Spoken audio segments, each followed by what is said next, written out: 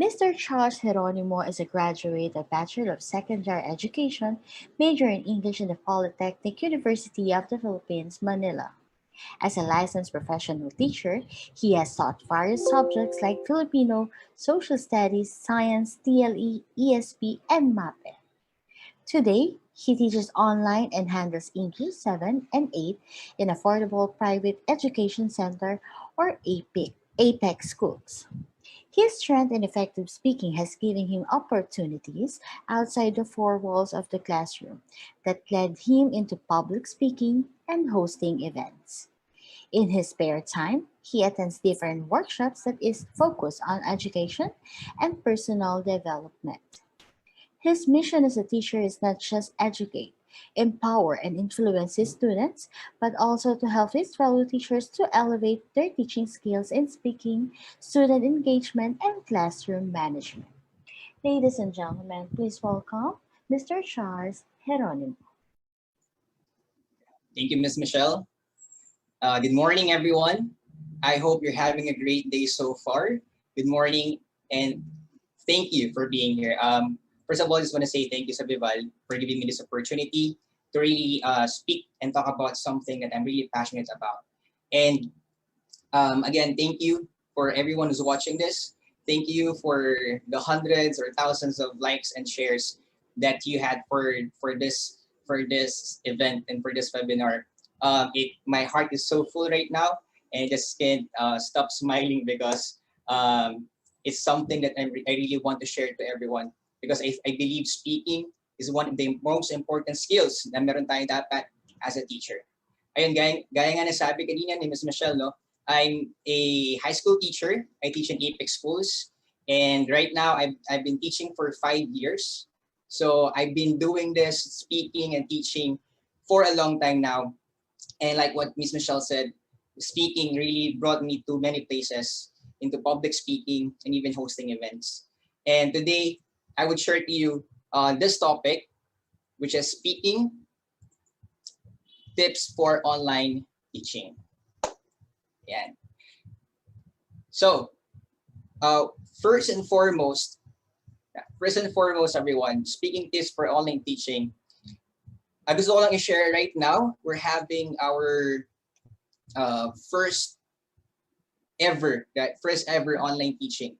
And sa school namin, we've been doing it now for 3 weeks already.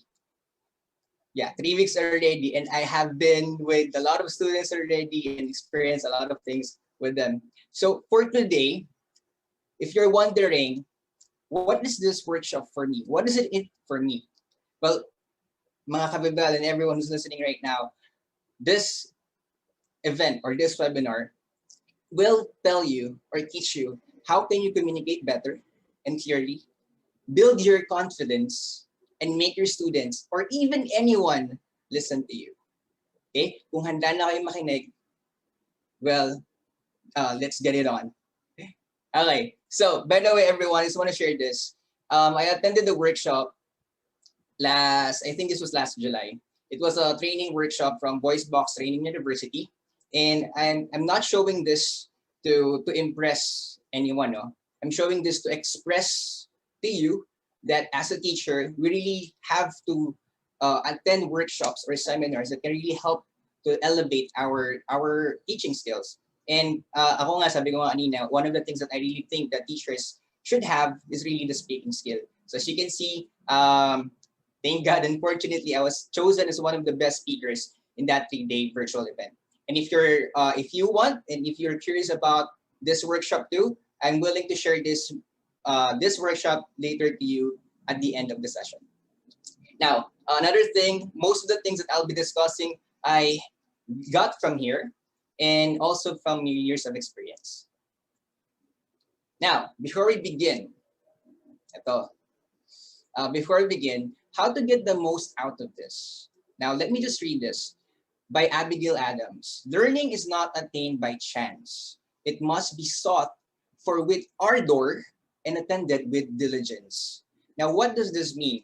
It's meaning to say, to everyone listening right now, I know there could be people here right now listening na may ibang ginagawa.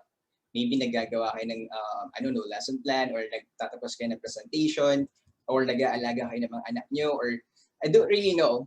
But I believe the moment that you step into this webinar is a moment of learning. So ayokong masayang yun, na parang gagawin nyo lang tong background noise, no? Habang may ginagawa kayong iba. If I can request everyone, if you really want to get the most out of this, I want you to really listen. Because as you know, or if you don't know yet, when you talk about speaking, it's also important to listen. Most of the time, we speak a lot, we speak too much, but we always forget to listen. So hopefully everyone today, as you join me in this webinar, and to get most out of this, please do listen. And I also want to say that, again, it will be well appreciated and as a sign of respect. Another thing, if you're in Facebook right now and watching, or in YouTube, I hope you're getting the most out of this by really commenting everything that you will hear here, here in this webinar. Everything that you will find important or beneficial for you, please type it. I know, I think one of the things that we always type in this kind of webinar is like, good morning, #learn1ph. Now that's good. That's good. But I want to also know where you are. And again, good morning, everyone. But I really would appreciate if what you will write more is what you will learn. So that when people go back to it, they will not just watch the video, but they can also see the learnings that you're having. And again, that is share, no, that is something that I would really appreciate, share and participation. And also, yeah, like having a share this video, share it to everyone that you think will benefit from it. Now, let's get into business. I have here 3 statements that I believe, hindi lang ako yung nagtanong, hindi lang ako yung nagsabi. Most likely, yung iba rin sa atin, nagawa na to, o nasabi na to. Maybe verbally, or maybe sa isip natin. Ito yung gusto kong mangyari, no? As I read this, I want you to really see alin dito yung baka nasabi nyo na. For example, number 1. In terms of speaking, nasabi nyo na ba na sometimes I feel like I'm talking to myself. Parang wala akong kausap. Kumbaga parang meron lang while you're talking. And teachers, I will tell you, there will be moments like that in online teaching. Number 2, ikaw ba to? I say it over and over and over and over again, and they still don't get it. Ano ba? Para na akong sirang plaka dito, and bakit hindi pa rin nila nagigets yung gusto kong sabihin? Now I know, diba? Huwag natin itanggi, naisip na natin yan once in our teaching life. And number 3, it's almost as if they completely tune me out. Hindi na talaga sila nakikinig sa akin. Just if I can share, before I became a teacher, right? Before became who I am today, as I believe as an excellent speaker, I was really very awkward.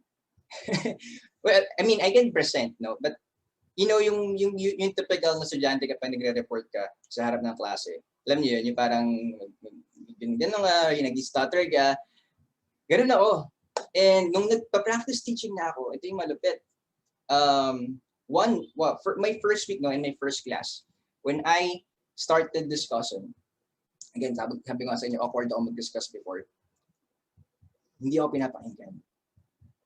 Makikita mo sa isang side, may nagkakwentuhan. Sa isang side, may nag-aayos ng buhok. Sa likod, yung mga boys, naglalaro. Eh, hindi ko makuha yung attention nila. So, sabi ko, ayokong ma-experience na ulit to. Kaya from that day on forward, I said to myself, never again. So I did a lot of research, I did a lot of practice. That's why I came to this point. Now, again, I would like you to look at these 3 statements. And hopefully, in the comment, no, in the FB Live or YouTube, please do comment the number, 1, 2, or 3. Alin dito yung sa tingin mo, pinaka nasabi mo na in your years of teaching? Alin sa tatlong yan? Now, As you do that, gusto ko lang din i-remind sa inyo na sino ba tayo? First and foremost, we are teachers, right? We are teachers. We are here to educate and to influence our students. And sometimes, nagiging isip na rin natin ay, this is this is something about me, and this is what I want my students to receive. So minsan, madalas, ang nakikita lang natin is yung fault on the other side, which is the students. Hindi sila nakikinig.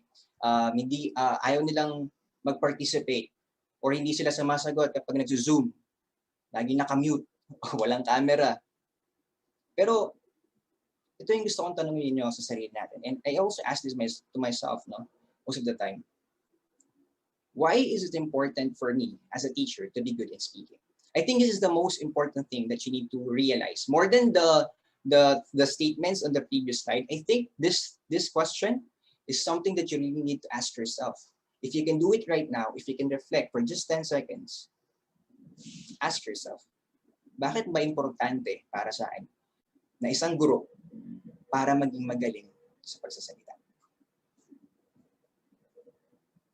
Kapag naisip mo na, gusto ko, itatak mo muna yan sa isip mo. Okay?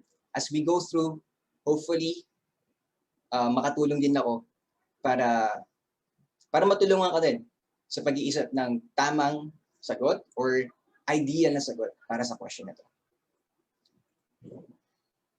Now, 4 things to remember before I go on to the actual topic.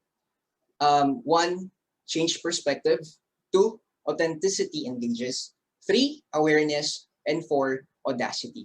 Now, ano ba tong 4 na to? Number 1, change perspective. Sabi ko nga kanina, yes, we are teachers. Yes, we are here to educate. Yes, we are here to present the lesson to them. But you have to remember who should be the most that should benefit from it. Is it us? Na kapag na-feel natin, magaling natin na ituro yung lesson, okay na yon. Nasa tingin natin may ilang bata na nakagets, okay na yon. Change your perspective.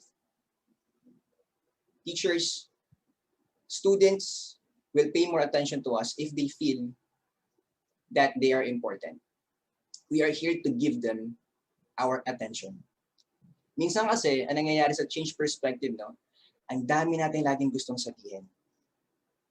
To the point na wala nang chance para magsalita yung mga estudyante natin. Let's give our attention to them. Let's focus the attention to them. Okay? Instead of us giving everything to them. Our goal as a teacher is not to give all the information to the students. Our goal is to help them think for themselves. Help them think about the topic, about the lesson. Okay? Because with that, we will develop better learners, not just followers. Number 2, authenticity engages. Be yourself. Be you. Okay?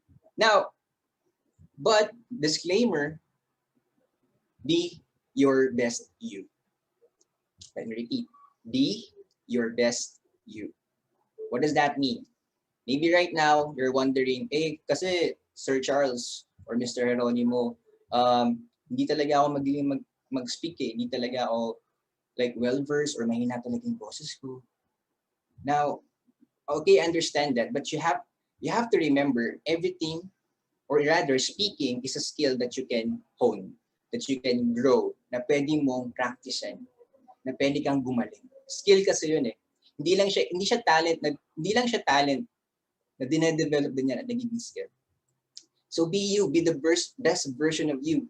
Because when students realize that you are showing your true self to them, they will really appreciate you more as a teacher. Number 3, awareness. Be aware of who your audience are. Sino ba nakikinig sa'yo? Estudyante, yes. Pero sino itong mga estudyanteng to? You have to know your learners. You have to get to know them. And number 4, audacity. Be bold enough. Okay? Be bold enough to stand in front of a classroom, or right now, be bold enough to stand in front of a webcam and to speak. Be bold enough to, again, let's go back to number 2. Be bold enough to be the best version of yourself. And, speaking. Did you know, in terms of effective communication, there's a percentage. As you can see, 7% is more into words. 38% voice or the way you speak. 55% is body language. Now, body language is important in speaking, but I will not really focus on that. But some few tips that I can tell here in body language, if you are standing, right, like me right now, I'm actually standing as I present this talk or webinar. If you're standing, make sure your body is straight, and then you know your shoulder is relaxed, but not to the point na ganun ka naman. Have a posture of authority. Okay? Even if you're sitting down, make sure you have a posture of authority. At the same time, we talk about body language. As you can see no, right now, I don't know if whatever screen you're watching right now, as you can see, ang nakikita nyo lang sa akin is ito. Tama? Ito lang. So ano nakikita sa atin? Mukha, kamay, at yung upper body, itong half body. So make sure that as you do online teaching, you'll utilize these features. Okay? Huwag kayo maging blanco lang. Alright? Let me focus on 38%. Voice or the way you speak. And that is what I'm going to talk about in the next few slides. Again, if you're listening right now, we're talking about speaking tips on online teaching. Please do comment everything that you're learning in our Facebook Live and YouTube. Now, what's the first thing that you have to remember in terms of effective speaking? Number one is believe. Okay? Remove your limiting beliefs. Anong ibig sabihin nito? Tanggalin mo lahat sa isip mo at sa puso mo yung mga bagay na nag-hold back sa'yo para maging mas magaling kang speaker, para mas magaling kang teacher. Okay? Ano ba itong mga beliefs na to? Usually, we look at the past. Diba? Yun nga, sabi ko kanina, yung kwento ko, if I look at my past, pwede ako pang hinaan ng loob. Diba? Na tinawa na lang ako, na hindi sila nakinig sa akin. Sometimes we also look at expectations. Hala, ano bang magiging dating ko sa mga estudyante ko? Hala, hindi ko sila nakikita. Hala, hindi ito katulad ng traditional classroom na ang dali-dali lang sana. Ano yung mga expectations mo? And I want you to really look into that and change also your belief. Okay, change your belief. Because whatever you believe in or don't believe in, either it's true. Again, whatever you believe in or don't believe in, either is true. Meaning kasi, kung ito pinapaniwalaan mo, para sa'yo, syempre, totoo yan para sa'yo.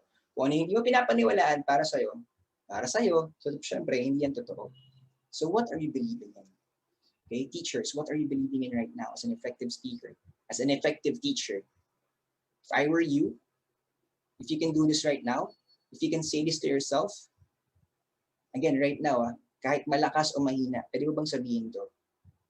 I am an effective speaker. Again, I am an effective speaker. Magaling ako magsalita. Magaling akong magsalita. Nakikinig lahat sa akin. Yung mga estudyante ko na-engage ko at kami ay nag-enjoy. Believe. Remove your limiting beliefs.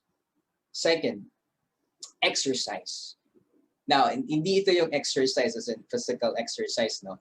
I just want to say, exercise, take good care of your voice.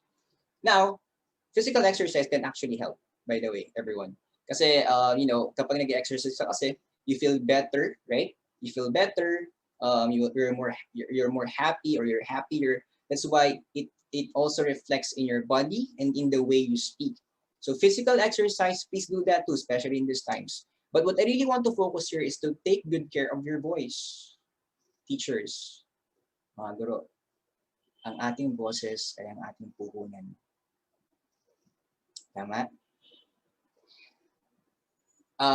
Ako, hindi ko na mabilang yung mga moments na napaos ako kakaturo. Kasi nga, ang dami ko rin minsan gusto sabihin.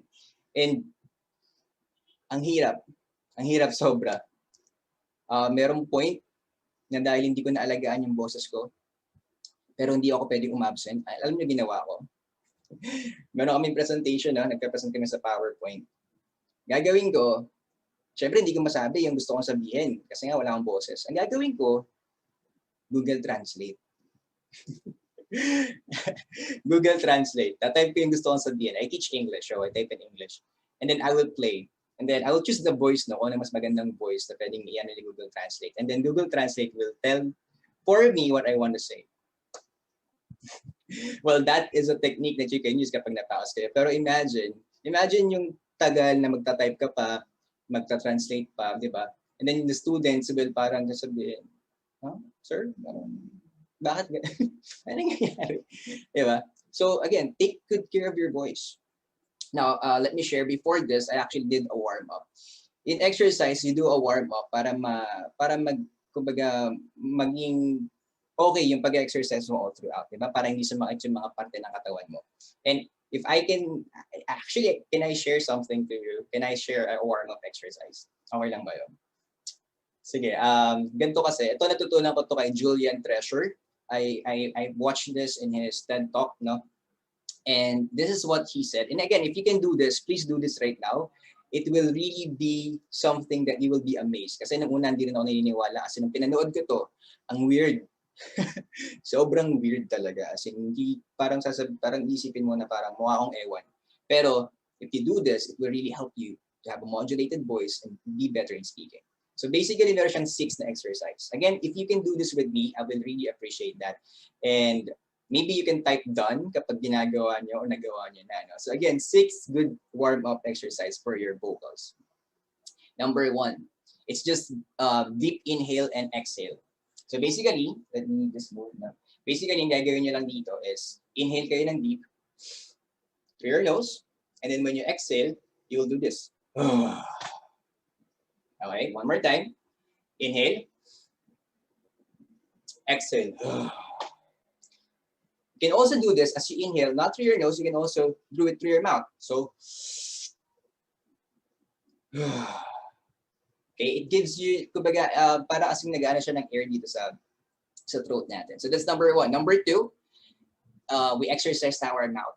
So we can say, ba. Actually, the lips, no? Ba.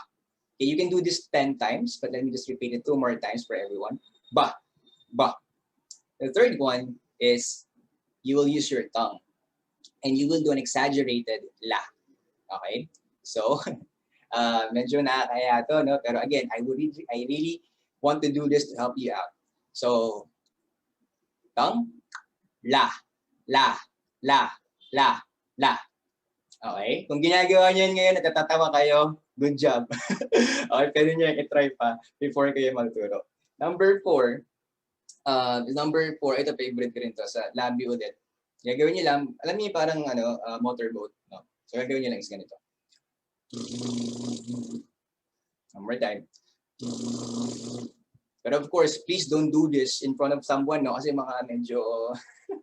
medyo hindi hygienic 'yon. At the same time, when you do that, please wag namang may laway, di ba? Wag namang may laway. And then next after that would be, I think this is number 5, no? Number 5 is R. So you do it like this.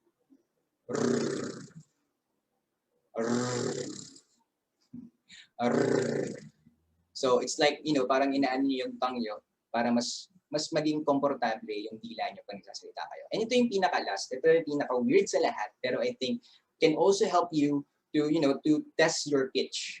And I think Julian Treasure said that this is called the siren. Diba, kunyari ngayon, this times, diba, meron tayong mga curfew, may narinig tayong siren kapag curfew niya. Parang ganoon lang din. Pero basically, ganito siya. Gagawin ko siya 2 beses. And again, please do it with me if you can. If not, if you're watching this in a replay, I hope you also do this too. So this is how it goes. So parang siren. Pataas muna tayo, tapos pababa.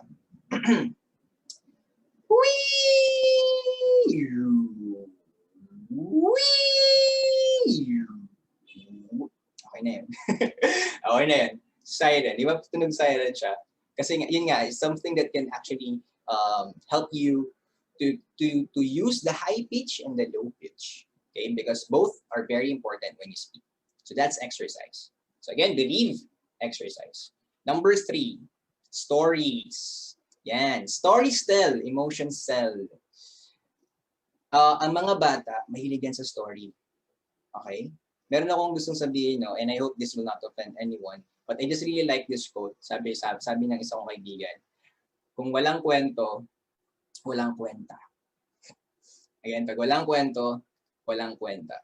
And, ayun, maraming beses na I think totoo yun. No? Totoo talaga yun. Kasi usually kapag nagle-lesson tayo, what we do is we're transactional. Ito yung alam ko, ito yung gusto kong malaman mo, gawin mo. Parang ganun, no?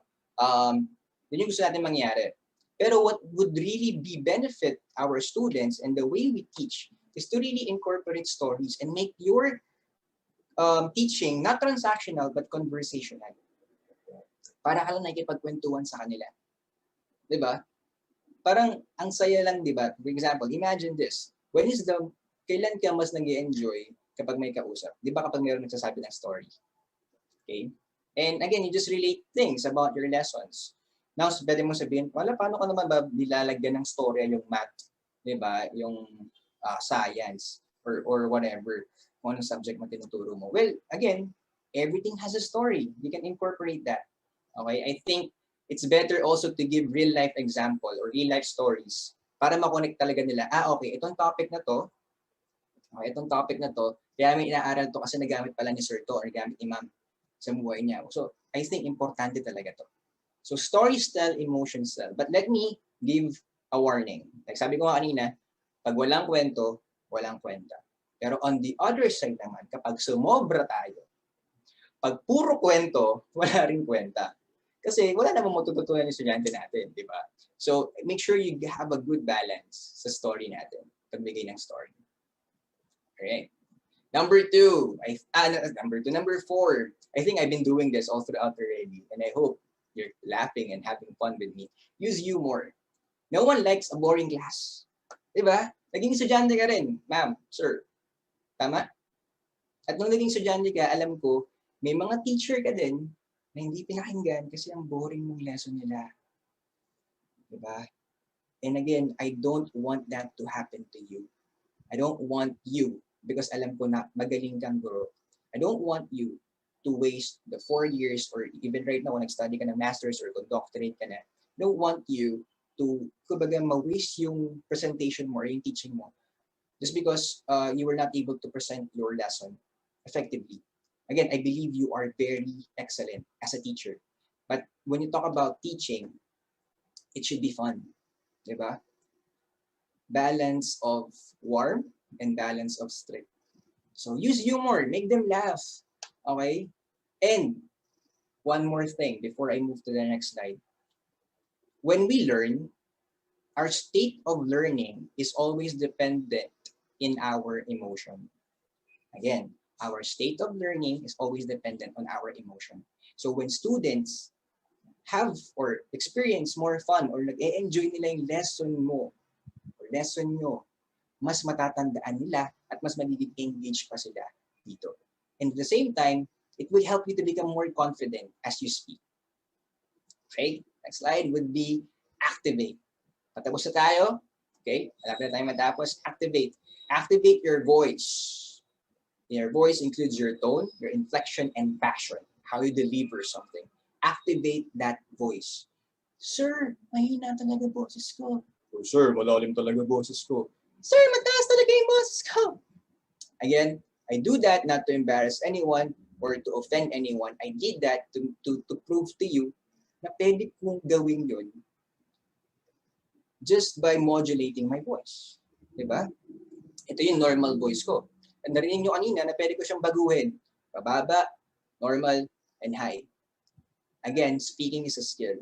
If you think right now your voice is too small or too high or too deep, you can actually develop that if you will practice. Okay? So activate your voice. Second to the last is visualize. Picture out your best self. Kita nga sa picture. A guy is imagining things. He's looking into things. And I want you to do that too. What do I mean? Visualize. Before you teach, if you can do this, or before, actually at the start of your day, as you wake up, no? after you pray or whatever you do as you wake up, after you drink water, visualize your day. Okay? Visualize how you will present your lesson and in your best self, in your best state, in your best presentation. Visualize. Visualize very powerful. Teachers is very powerful. Diba? Para siyang faith. Eh. Hindi pa natin, hindi, wala pa siya dito, wala pa siya dyan. Pero sa isip natin, nakikita na natin. Ang power no is that when we are in the exact moment, of that visualization, kapag nandun na tayo mismo, kaya nating execute yun. Bakit? Nakita na natin eh. Diba? Ako, itong ginagawa ko, nakita ko na ito dati pa. Maybe hindi as sa Bival or what, pero nakita ko yung sarili ko dati pa. Na mag-speak ako. And, you know, again, visualization is powerful. Now I'm here today. Thank you. Thank you, Bival. And last one, evaluate. All right, everyone, I hope you're learning a lot. And with the last point, it will be evaluate. Assess yourself. How? Well, basically, if you can do this, hindi naman kailangan every single day, no? Maybe in the first week of your online classes or your teaching, record yourself. Okay? A lot of video conferencing tools and apps can actually record your video. And what's good about this is that you see yourself through your through your eyes. Alam ko, magiging weird yun. Promise, sobrang magiging weird na pinapanood mo yung sarili mo. Baka nga mapapaganto ka pa, mapapakringe ka talaga na nakita mo yung sarili mo nagsasalita. Pero ang kagandahan nito, when you see yourself, you can correct yourself. Diba? Ayaw natin. Ako personally, ayoko yung bata pa o someone else will correct me because hindi ko agad na-realize yun. At pwede ka namang gawin. Evaluate yourself. Assess yourself. Kapag nagsasalita ka, saan ka ba hindi gano'ng komportable o ano ba yung kailangan mong pang-improve? Ano ba yung kailangan mong bawasan o dagdagan? Kapag nagsasalita ka pakinggan mo yung sarili mo. Okay? Pakinggan mo yung sarili mo. How do you sound when you are talking to a webcam? Okay? So that when you teach, you know that, okay, this is how my students hear me. Ito, ganito ko paano narinig ng mga estudyante ko.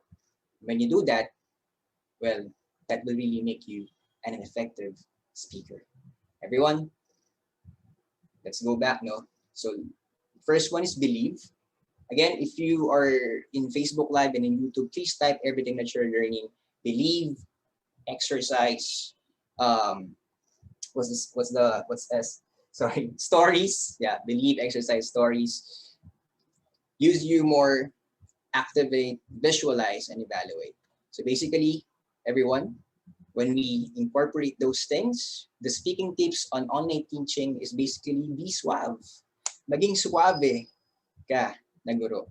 Be suave. Believe, exercise, stories, use humor, activate, visualize, and evaluate. And everyone, let me just say this quote by Henry Adams. A teacher affects eternity. He can never tell where his influence stops. As a teacher, you're not just a speaker. You're not just a communicator. You are an influencer. And as you stand or sit in front of a webcam and face your students in the upcoming school year, or if you're doing it right now, remember, you are an influencer. Whatever you say can influence the lives of your students. And I can attest to that. And I believe you know that this is true. Diba? Maraming estudyante na bumalik sa inyo na nagsabi, Sir, Ma'am, thank you. Thank you kasi sinabi mo sa akin to nung kailangan ko talagang marinig yun. Sir, Ma'am, thank you kasi sinabi mo to sa akin at naging mas confident ako sa ginagawa ko ngayon. Ma'am, sir, thank you kasi sinabi mo pwede pala ako maging magaling na teacher, pwede pala ako maging magaling na writer, na scientist, na doctor, or whatever. Your words and the way you speak can influence a lifetime and it will never stop. Okay, you are the greatest influencer, my dear teacher, my co-teacher. And I think this is my last slide. No, yeah. If you want to connect with me, I have my Facebook, Twitter, Instagram here, Charles Geronimo, _Charles Geronimo for Instagram. And before I end this webinar or my talk, I just want to say Happy Teachers Month, everyone. Baka hindi natin naalala. Happy Teachers Month, and I hope you have a great day after this. Thank you. Thank you very much, sir. So we will proceed with the question and answer po. So our first question po is from Miss Ford Celeste Dumas. Hi, sir. How does effective speaking help instill enduring understanding among our students? Can you please repeat po, Miss? How does effective speaking help instill enduring understanding among our students? Yeah. Thank you for the one who asked that question. Again, like I said a while ago, speaking kasi talaga, the way you speak and how effective you speak, it will really get the attention of your students. And if you get the attention of your students, there's a higher percentage na mas maiintindihan nila yung sinasabi mo. Kasi nga naikinig sila sa'yo. Diba? Mahirap naman kasi yung nagsasalita ka, naririnig ka lang nila, pero hindi talaga sila nakikinig. So ayun, I think that's how effective speaking will help you to really get the attention of the students, therefore giving you higher percentage of engagement and learning from your students. Thank you, sir. We'll proceed to the next question. It's from Miss Debbie Perez. Sir, ano ang maipapayo nyo sa mga hindi masyadong comfortable magsalita sa harap ng camera? Ayun, salamat sa nagtanong yun. No? Actually, ano rin yan, isa rin yan sa mga mini-workout ko pa ngayon. I actually have this webcam and actually, hindi talaga ako sanay pa na magsalita kasi nga, parang hindi mo alam kung ano parang parang camera lang talaga kasi ginakausap mo. Pero the way to get used to it para maging masanay ka talaga is to practice. Okay, practice lang talaga. And I'm not saying practice this during class, no. Practice this with your co-teachers. Maybe create your own Zoom meeting. Tapos, testing nyo, mag-speak lang kayo, usap kayo, and then sabihin nyo, ito rule natin to. While we do the Zoom meeting, lahat tayo titingin sa webcam. Okay, and then count all the times na hindi tinitingin yung isa sa webcam para meron kayong punishment or whatever. So again, the word is practice. Thank you po, sir. Now we'll proceed to the next one from Miss Milka de Guzman. How do we develop speaking skills of our students, especially to those who are reluctantly speak in our class, be it online or face-to-face? Thank you for answering, sir. Thank you. I love that question. Thank you. Actually, it's one of the things also that is starting e-workout din, no? Kasi when we talk about enhancing students' capability to speak, number one thing that you have to remember, everyone, you have to be the example. You cannot teach someone to speak better if you yourself cannot speak better or speak good. Diba? Kasi you are the best example of our students. We are the best example of our students. And if they see in us na magaling tayo magsalita, na komportable tayo, then, number one, they will believe na, okay, kaya ko rin to kasi ito yung nakikita ko kay ma'am or kay sir. Number two, involve them in your class. Ako, meron ako mga estudyante before, no? Ang ginagawa, yun nga, may reluctant, ayaw magsalita, shy. Well, you just have to give them small tasks. Na for example, pag recitation kasi usually ayaw talaga ng mga yan. Yun yung mga reluctant students sa recitation. No? Ang gagawin ko, hindi sa sagot. Ang gagawin ko, okay, maybe student A, can you please read this? You just read the instruction. Tapos from there, unti-unti, pwede mo na lang ma-build yung confidence nila kasi nakapag-speak na sila eh, di ba? Kasi simple instruction lang naman yan. Minsan instruction 1 to 2 sentences lang. And itong mga batang to, as they realize na, uy, natapapansin ako kay ma'am, uy, natatawag ako ni ma'am. And then, when you do that, no, when they read, especially itong mga student na reluctant, compliment them. Wow, thank you for, wag naman yung OA na, pero mo sabihin na, thank you student A for reading that. Okay? I really like how you said those words this time. Mas okay siya ngayon. Mas nag-improve ka. You compliment them, you make them realize na nag-i-improve sila. And I'll tell you, I have lots of students na rin before in my English class, no, na talagang nag-improve din. Ayan po. Thank you so much, sir. Next one is from Mr. Jeremy Almarines. Is it possible to be a good speaker but not an effective speaker or vice versa? Or you should be both? Is it possible to be a good speaker and an effective speaker? Tama po ba yun yung question? Apo, is it possible po ba to be a good speaker but not an effective speaker or Ah, vice versa? Or you should be both? okay. Thank you. Um, yes, I see where you're coming from, no? Kasi pwede mo nga talaga siyang i-distinct. Thank you for the one who asked this. I think from the two words itself, being different, ayun na yung sagot. Parang, if you're a good speaker, then you're good. You're good. Magaling ka. Magaling ka magsalita, magaling mong sabihin yung mga linya. Kung ito kapag kasi effective speaker, hindi lang siya magaling sa mga skills na yun, no? When you say effective speaker kasi talaga, this is someone who not just knows what he says, who just don't know how to say it, but really knows how to let the listeners really engage sa sinasabi mo. Kasi kung magaling ka lang magsalita, pwede kang magsalita, di ba? Pero yun nga, an effective speaker kasi nakukuha niya talaga yung attention ng mga participants or audience niya. So if I will answer, you need to be both. You need to be a good speaker, hone your skill, galingan mo, practicein mo. At the same time, be an effective one, knowing na hindi lang ito para sa'yo, ito yung para sa audience mo or sa ating students. Thank you so much, sir. Now we'll proceed to Mr. Jess Ray Frisco's question. Right. Sir, ang madalas ko pong problema ay ang dami kong naiisip pero nahihirapan ako na sabihin yung mga ideas ko. Ano po ang maipapayo nyo? Thank you. Salamat sa tanong na yun. Mapapayo ko lang po ay gawa kayo ng outline. Di ba meron tayong lesson plan? Yung lesson plan kasi doon nangyayari lahat. Yung mga gagawin mo. Pero yung outline, gawa ka ng parang script.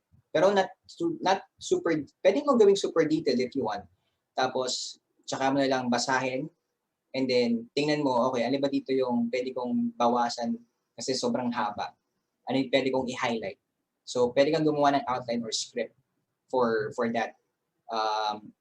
I think that's one thing na pwede mong gawin. Second thing is practice. Ayun pa rin, babalik tayo sa word na practice. No? Practice what you want to say. Record yourself. For example, you want to teach a very complex topic na ang daming gusto mong sabihin kasi ano mo yun parang forte mo yun. No? So, record yourself as you discuss it. And then, tingnan mo, panoorin mo yung sarili mo, and tingnan mo yung the nets na na-consume mo sa record na yon. And then, same thing from the script, same thing. Tingnan mo kung ano yung pwede mong tanggalin, pwede mong i-highlight when you do it the second time or the third time kapag alam mong komportable ka na, ito yung kasabihin mo. So again, to cure that concern, no, yung ang dami mong gusto sabihin pero hindi mo alam paano sabihin to, again, do an outline. Pangalawa, practice. Thank you so much, sir. So we have a question here from Nehemiah Toka. Sir, good morning. My question is, using the mother tongue language is using the mother tongue language is more effective in delivering the lesson? All right.